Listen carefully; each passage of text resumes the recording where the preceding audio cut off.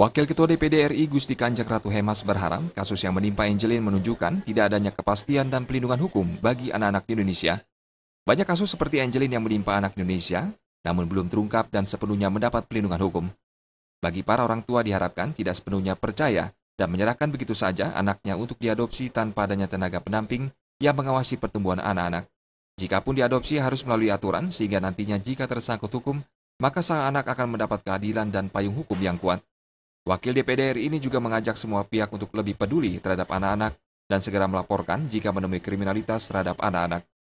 Jadi kalau kasus Angelin ini sebetulnya lingkungan sudah mau tahu ya, sudah aware.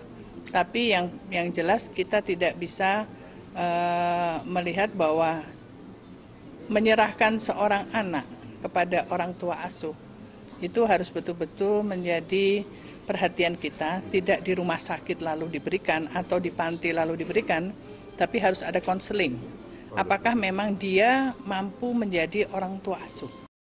Bagi aparat penegak hukum dalam menyelesaikan kasus juga diharapkan bertindak tegas, sehingga kekerasan terhadap anak dapat ditekan. Terima aja dan Joko Andika, Bali TV.